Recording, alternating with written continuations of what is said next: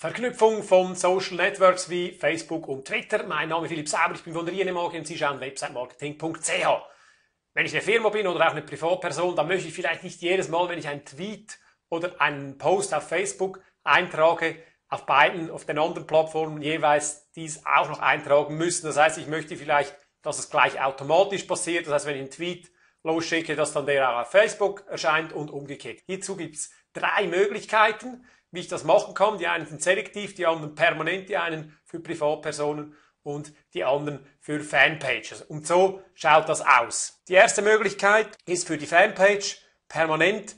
Ich gebe hier diesen URL ein und komme hier dann auf die Seiten, bei denen ich als Administrator der Fanpage eingerichtet bin. Ich habe hier so einen Businessbuch-Club. Ich klicke hier mal drauf, komme dann auf die Seite hier und gebe jetzt hier den Twitter-Name ein und das Passwort. Ich erlaube nun diese gegenseitigen Zugriffe. Das löst auch bei Twitter wieder so einen Zugriff aus, beziehungsweise eine Applikation dort, die dann, wie mir das auch schon passiert ist, eben eine gewisse Lücke bietet. Das heißt, wenn es dort gehackt wird über diese Applikation hier, dann greifen die wieder auf meinen Twitter-Account zu. Drum mit solchen Applikationen sehr vorsichtig sein. Dann die zweite Möglichkeit, da geht es um private und zwar permanent. Da habe ich folgenden URL. Das ist apps.facebook.com/Twitter.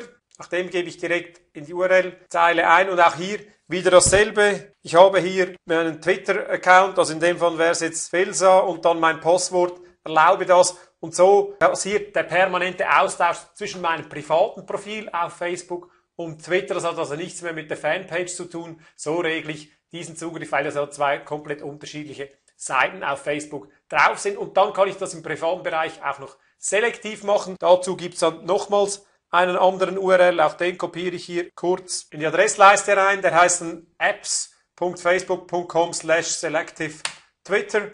Auch das schaut wieder ganz ähnlich aus. Ich gebe hier einfach nur noch meinen Twitter-Namen an, in dem Fall Filsa. Ich habe das schon gemacht. Save das Ganze und dann kann ich hier, wie man es hier rechts drüben sieht, mit diesem Hashtag meinen Tweet abschließen und stelle so sicher, dass eben genau dieser Tweet auf Facebook erscheint. Wenn Sie aber jetzt Bilder posten auf Twitter, dann schauen die natürlich auf Facebook nie so schön aus, wie wenn Sie das direkt auf Facebook machen, beziehungsweise es gibt einfach dort nur einen Link. Wenn Sie also Bilder haben, ich sage jetzt auch im Businessbereich, die noch wirken sollten, die auch einen gewissen Marketingzweck erfüllen sollten, dann würde ich das auf jeden Fall 2-mal posten. Einmal auf Twitter und das andere Mal eben mit dem Bild schön dann auf Facebook. Und das sind also die 3 Möglichkeiten, wie ich diese beiden Social Networks verbinden kann. Würde mich interessieren, ob Sie einen dieser nutzen. Wie immer, Kommentare hier. Mein Name ist Philipp Sauber, ich bin von der INMAG und Sie haben websitemarketing.ch geschaut.